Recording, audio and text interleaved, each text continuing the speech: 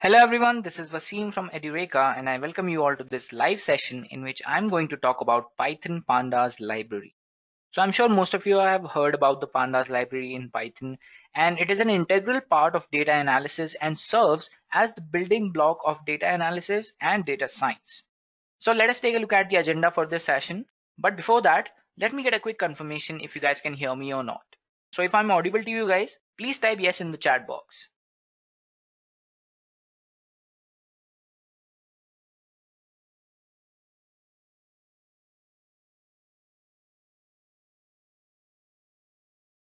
And now that I can see a lot of confirmation, let us go ahead and take a look at the agenda for this session. So first of all, I'm going to start with the basic introduction to pandas in Python, followed by data frames and series with examples. And then we will see how we explore the data using pandas. Moving further, we will learn pandas operations, merging, grouping, reshaping, etc. And then I will discuss time series and categorical data. After this, I will talk about plotting with pandas, and finally, to sum up this session, I will tell you about reading and writing files using pandas. I hope you are clear with the agenda. So let us go ahead and take a look at what exactly is pandas. So pandas is a Python library which is used for data manipulation, analysis, and cleaning. And Python pandas is well suited for different kinds of data, such as we can work on tabular data with heterogeneously typed columns.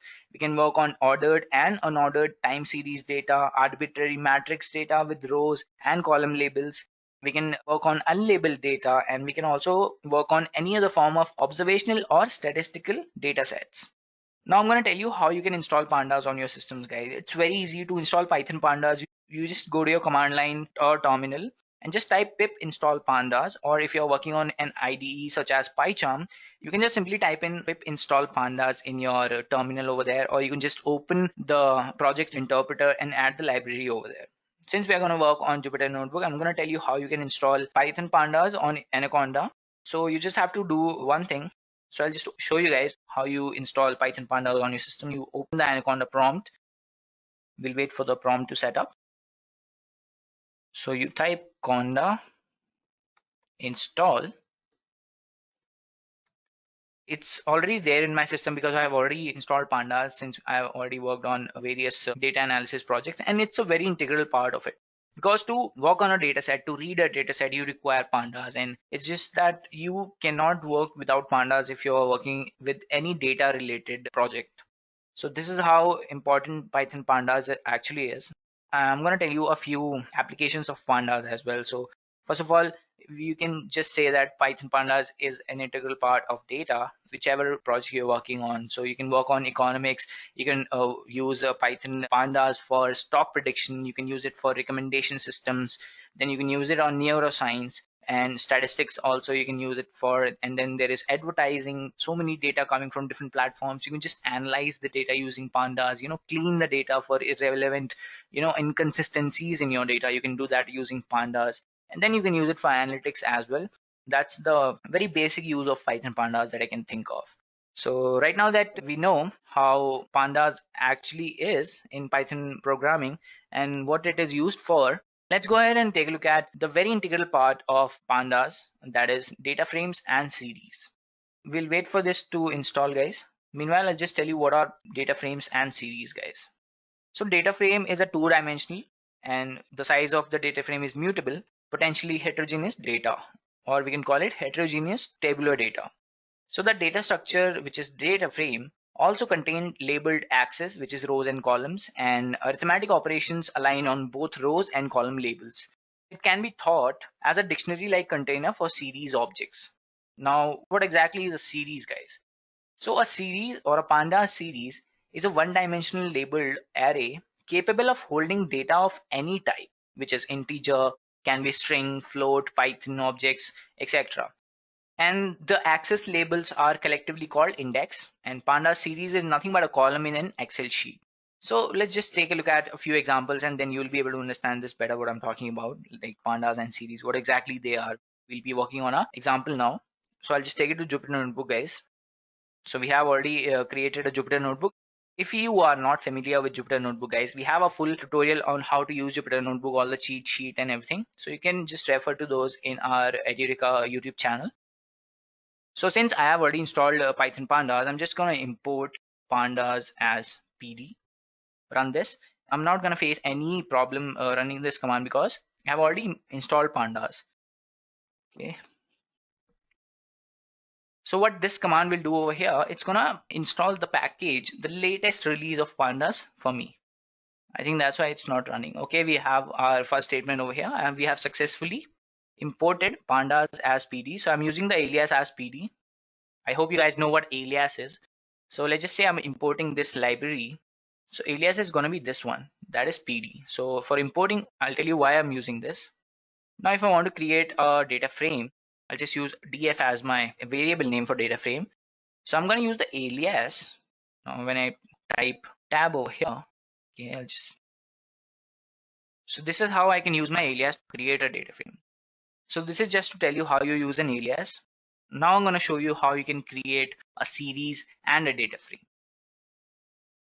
So first I'm going to, I'll have to import NumPy as well because I'm going to use it to create a null value. All right. So df is equal to, I'm going to make a series. So I'll just write it as S.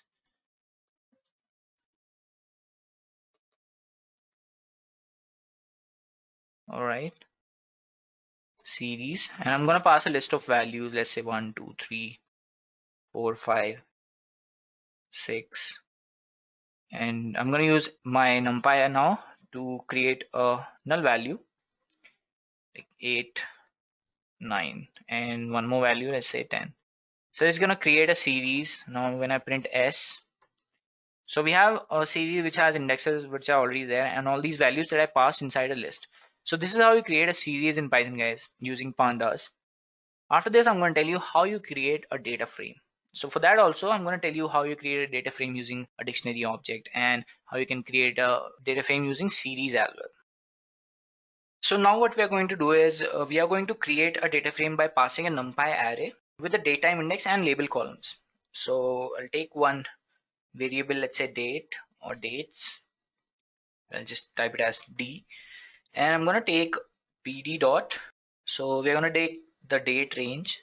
And after this, I'm going to pass a few values, let's say 2020, and I'm going to pass values like we're in the month of March, so I'll just write it as March. And after this, I'm going to take periods, which is equal to, let's say 10. So this is my date range, guys. Okay, I have an invalid syntax, right? Should work fine now. So when I print D over here, so I have all these values in a date range format. After this, what I'm going to do is I'm going to take one data frame, which I'm going to take as df for obvious reasons to make it clearer. And I'm going to take data frame, and inside this I'm going to pass a few values. So first of all, I'm going to take a few random values. So I'm going to use np.random number, and inside this I'm going to pass 10, let's say 4. Now I'm going to get the index values as D, and I'm going to have to pass a few more values, which is columns.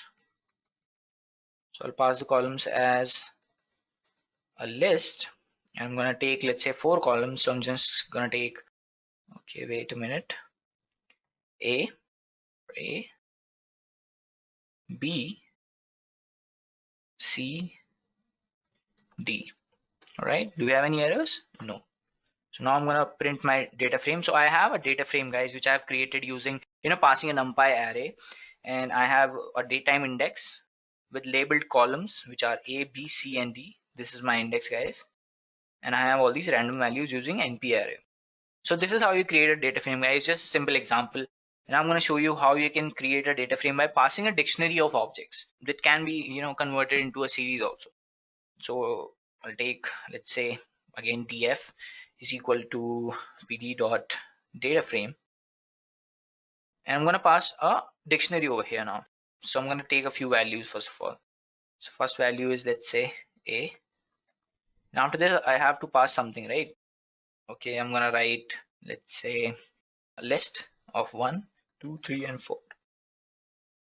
After this, my next value is going to be, let's say B, and I'm going to pass a timestamp, let's say.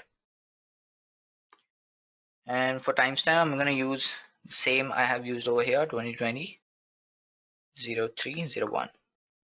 I've used the right. And after this, I'm going to pass one more value, let's say C, and I'm going to use a series now, a series object. And inside this, I'm going to pass 1, and the index is going to be, let's say, a range. All right, index is equal to a list with a range of 4, because we have only 4 values over here. We don't want any null values. And after this, I have to type in the data type as well, the data type of the series, guys. So for that, I use dtype is equal to, let's say, float 32. All right. After this, I provide my next value, which is d. Now for d, I'm going to use an numpy array. And for this, I'm going to pass a value, let's say, not 3, let's say 5 multiplied by 4. And let's take the d type is equal to integer 32. Yes. All right. Now I take my final value, which is going to be e. And inside this, I'm going to pass a data frame, or we're going to use the categorical object, guys. We're going to talk about this later on in the session, so don't worry. I'm just showing you how you can create a data frame using all these objects that we have at our disposal, guys.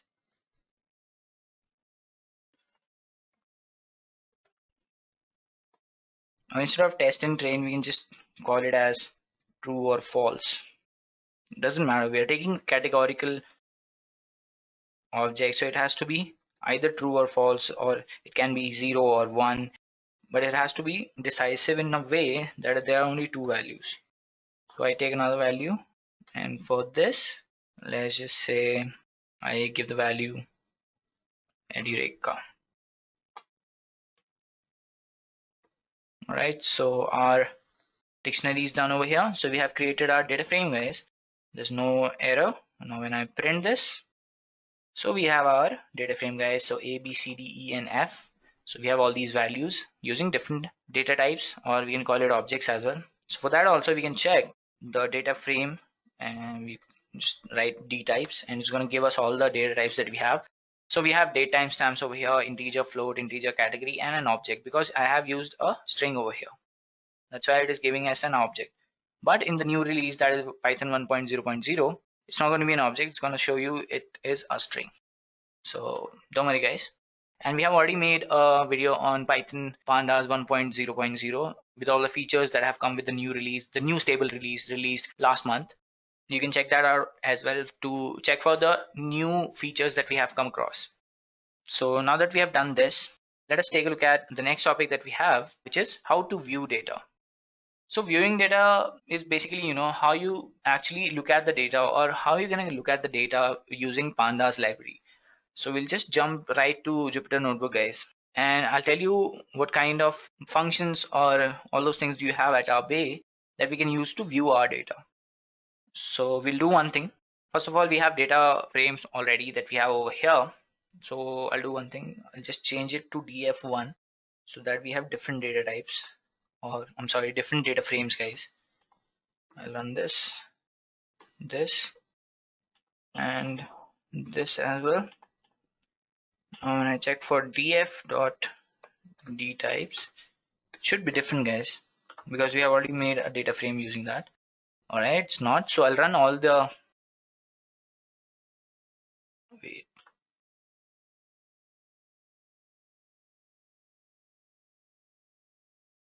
So I'll do one thing. I'll restart and run all the cells so that we have 2 different data frames. So first of all, the first very basic thing that you can do for your data frame is to use, I'll just tell you guys, you write df.head. So what this function is going to do is give you the first 5 values inside your data frame, or the first 5 rows. And similarly, for the last rows, you can use the tail method. So this is how you get the first and last values inside your data frame. So it's going to display all the 5 values that you have at your beginning and the end of your data set. After this, we have df.index. So what this will do is it will give you all the values from your index. And similarly, we have df.columns, which is going to give you all the columns from your data frame. So this is how you view your data, guys. And then we have DataFrame.toNumpy, which is going to give you a NumPy representation of the data. So I'll just tell you how you can do that. So I'll just write df.toNumpy. Wait a second, guys. Yes. So I'm going to create a NumPy array using this. I actually created a NumPy array. And for df, our data frame of all floating point values, DataFrame.toNumpy is actually fast and does not require copying the data. So it is a very best deal for we have. And then, okay, I'll just remove this. I don't want this. And then we have DataFrame.describe, which is going to give you somewhat like this, which is going to give you the count, the mean, the standard deviation, minimum, 25%, 50%, 70%, and maximum. So these are all values using the describe you can have, which is going to give you an idea or a perspective of how your data actually is and what kind of calculations are already there that you can think of. Then we have sorting by an axis. We can sort our data using an axis. So for that, you have to just write, okay, I'll just show you guys. You just have to write df.sort by index. And inside this, you have to give the value of the axis. I'll just give 1. And then let's say ascending, you want it to be ascending. No, I'll just write it as false. So it has given me the data frame by sorting the index. Similarly, I can sort it by the columns as well, or I'm sorry, sort it by values. So I'll write it as values, and I want to give the value as, say, values, and I'm going to give the value as, let's say, by. I want to sort it by C. It has sorted the values depending on C. So this is how you sort your data frame, guys. And now that we know how we can actually look at our data, I'm going to tell you how you select particular values inside your data, guys. I'm going to show you how you select a single column from your data frame. So we'll write df. It's very simple, guys, to get a value from your data frame using only a single column. You can write A or let's say C. So it's going to give all the values from C over here. It has actually given you frequency. It has given you name, data type as well. So this is how you actually get a single column from your data frame. Now let me show you how you can slice the rows as well. So for that, we're going to use the slicing. If you have actually worked on list comprehension, so we have slicing the data over here. We are going to follow the same principle here as well. So I'll just write df. Now I want my first, starting from my first value to third value. So it has given me only 3 rows, starting from the 0th row, and it has given me third row. And it does not actually include the third row because it starts from 0. So I'm giving 3 values. If I write 6 over here, I'm going to get the 6th value, but it's not going to be at the 6th row because the first row over here is going to be 0th row. I hope you understand this, guys. So I have shown you how you can slice your data, to get particular number of rows. Now let me tell you how you can select the data using the labels, guys. So for that, you have to use df dot, there has to be location, LOC, and inside this you're gonna pass the values by labels, guys. All right, so let's pass D, that is, and 0. So let's see what the output is, guys. All right, so we have got all the values using the label, that is D over here, which we have passed over there in our previous section where we have declared the data frame. And I'm sure this is visible to you guys. Now the next thing is selecting data on a multi-axis by label. So what we'll do is we'll write df.loc, and after this we write hyphen, and we're gonna create, let's say, A, and we're gonna pass C, right? So it's gonna give me the values accordingly, which I passed over here. So instead of A, I can write B, or I can write D. So this is how you can select multi-axis using labels, guys. And I have written this over here, so I can just write, let's say, 0 to 3. Let's see what happens. Oh, we have an error, guys. You cannot do this. So we'll now move on to the next topic that we have is showing label slicing. Both endpoints are actually included. So how do we do that?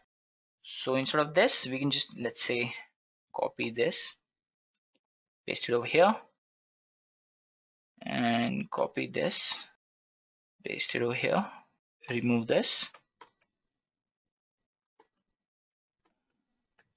So this is just to show you guys how you can work with it. I'm very certain that the data that you work on is not going to be like this. It's going to be very complicated. So this is just to give you a perspective as a beginner how you can work with pandas. Now I'm gonna tell you how you can reduce the dimensions of the returned object as well. So for that, you just type one thing, guys. You remove all this, get just one value, and this is gonna give you the column number at over there. And this is how you get the values inside a data frame. So moving on, let's say we want to get a scalar value. So for that, we just write, okay, let's say D0. All right, let's see if it works. We're getting the same values, guys, only from the 0th row. For getting the fast access to a scalar, you can just write as df. Instead of loc, we can just write at. Okay, we have an error, guys. I'll just remove this. And let's see if it works. Yes, so I'm getting the exact value at the 0th row at the column number C. Now I'm going to tell you how you select a value from using the position inside your data frame. So for that, we use df.iloc. All right, so let's say 3. Okay, so I'm getting all the values from third column. And similarly, we can slice the data. You can just get it like 3 to 5. All right, we can add more values to this, like 0 to 2. So this is how you select the values from your data frame, guys. Now we have Boolean indexing as well inside our data frames. So I'll just tell you quickly what it is. So for that, you just write df. Now I'm going to check if df column number A, let's say, this is interesting, guys. So it has given me all the values inside A where A is greater than 0.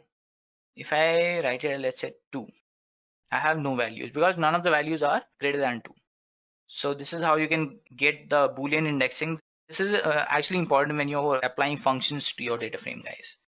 So moving on, let's take a look at another method, which is in method. I'll just tell you how it works, guys. So it's basically is to check if the particular value inside your data frame is in there or not. Now there's one more thing. We can set new values inside our data frame. We can set a new column which automatically aligns the data by the indexes. So for that, we can make the series, and we can set the values by label, we can set the values by position, and we can set the assigning with a numpy array as well. And the result of the settings will actually align with the data frame, where a new operation with the setting can be followed, where you can simply align the data frame with the existing data frame.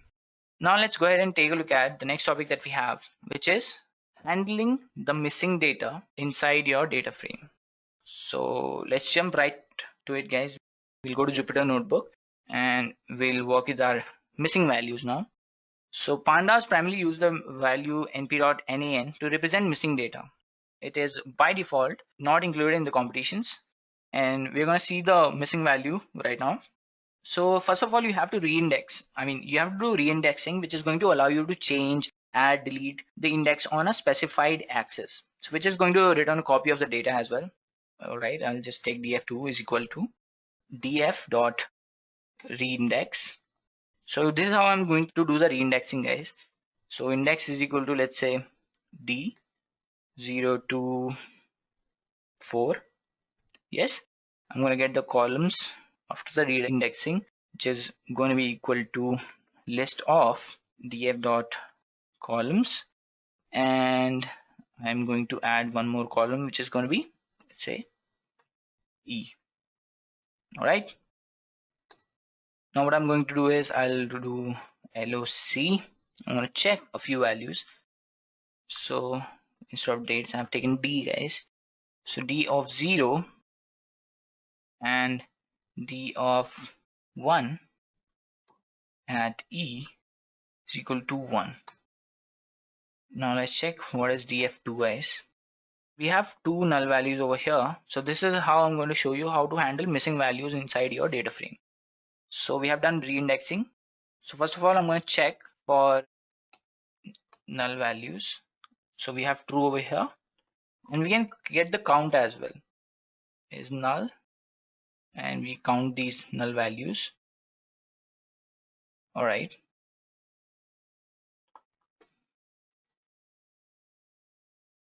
Right now we are going to drop a few columns. So we are going to drop the NA, that is the NA values. So as you can see from our data frame, all the values that had null values are dropped. Actually, the whole column has been dropped. Or we can do one thing, fill in the missing data, guys. Just do one thing. Okay, check df2 we have. So we can do one thing, we can fill the missing values, and we are going to provide some value. Let's say value is equal to 2, right? So we have actually filled the value with some other value. Wherever there is a missing value, we have given a value that is going to fill over there. So this is how you get, or check for all these missing values inside your data frame. After this, you can now actually get a Boolean mask where values are NaN, which is null. So for that, you do pd dot is NA df2. So this is going to get you a Boolean mask, which I've already told you how you can check using df dot is null. Same thing, but different processes to run this. Now let us move ahead and to the next topic that we have, which is Pandas operations, guys. Pandas operations are nothing but a few operations that you can apply on the data frame or any other Pandas object. So we have descriptive statistics that we can apply. We can apply functions, histogramming is there, and string methods is also there. So I'll tell you what histogramming is when we are talking about it. So let's take it up to Jupyter Notebook again, guys. I'll tell you how you can actually work with Pandas operations. So first of all, I'm going to tell you a basic operation, which is that is a descriptive statistics. So it's going to give us all the mean values. Similarly, we can get one value like df dot mean, provide one value over there. So this is how you get it, guys. Or we can write it as 2, right? All right. So this is how operating with objects that have different dimensionality and need alignment. In addition, Pandas automatically broadcasts along the specified dimension. So for that, let's make a series. I'll tell you just how it works. pd dot series, give it a few values. Let's say 1, 2, 3, np dot nan 5. I'm sorry, 4, 5, and then give the index value. The index is going to be dates, and let's just shift all this 2 places. Right, we have made an error, guys. Length of pass value is 6 and index implies 10. So we have to actually put more values. So write 6, 7, 8, 9. Yes. Now when I print s over here, we have all these values. Now we can do one more thing. So we write it as df dot sub, and we pass the s over here, which is our series, and we make an axis, write it as index. So we have operated with objects that have different dimensionality and needed alignment. So in addition, Pandas actually helped us automatically broadcast the specified dimension. So now I'm going to talk about applying functions to the data. So we already have data frame. Let's see what we have. So we have this data frame, guys. So what I'm going to do is I'm going to apply a few functions. So first of all, I'm going to use the apply method over here, and let's see what all do I have. Let's just check. We have absolute import, all close, a max, a minimum, angle, any append, all these functions that I can apply on this. So let's say we have CumSum. Let's see what this does, guys. All right.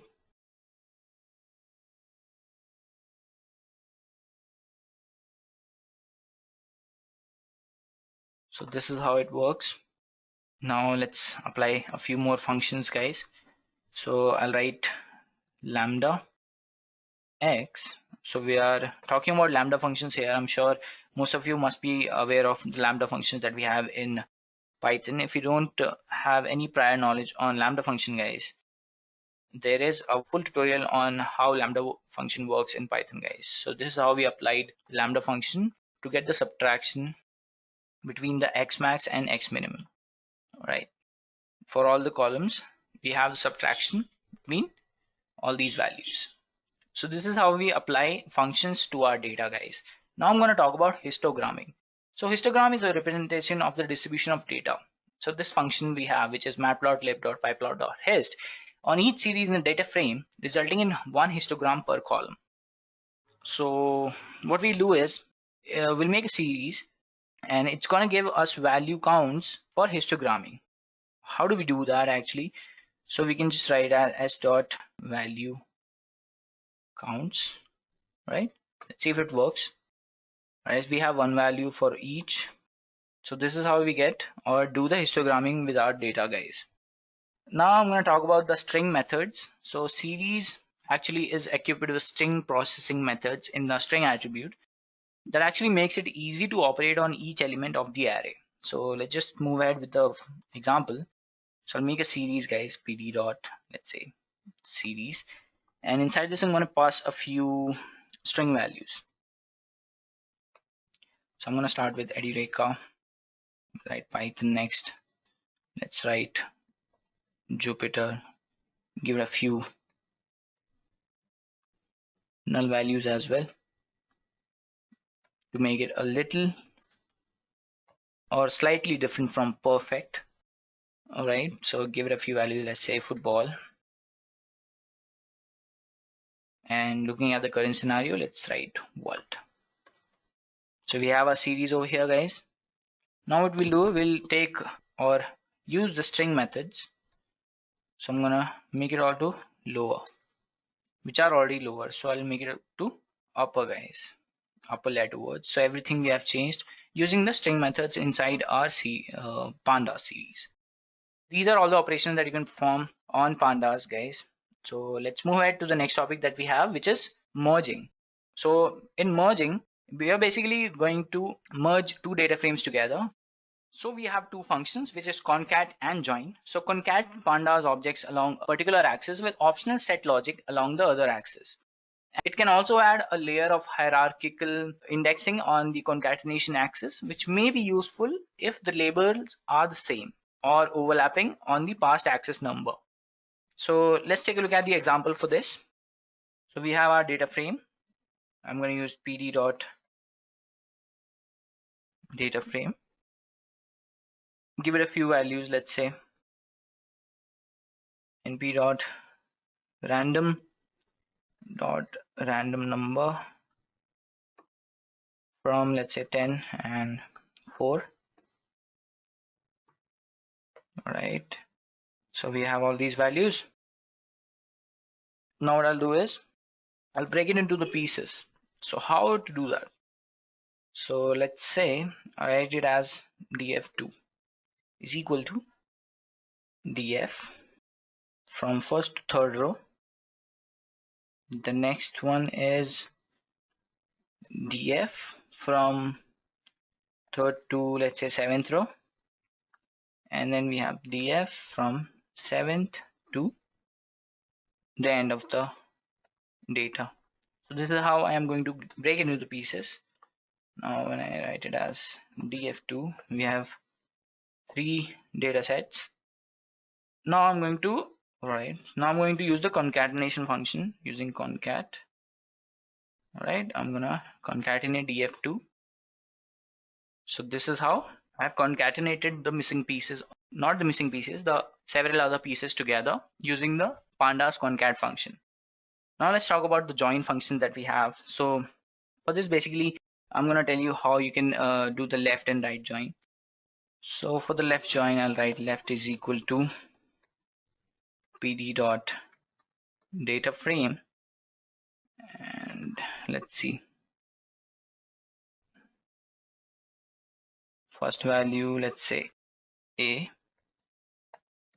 give it a few values, let's say 1, 2, and then say B, we have 3, 4. All right, we make the for the right as well. So I'm just gonna copy all this, paste it over here. Okay, I'm just going to write it as D. This is going to be, let's say C, and change a few values. So we have left and right, and I'm going to just type left, and then we get the output for right. So I'm going to join all these two using the join function. So for that, I'm going to use the merge function, and inside this, let's say left, we have right, and on is equal to, I'm going to join it at let's say A. Let's see how it works. Okay, it doesn't. So we have a key error, which is A. So I'll change it to A, guys.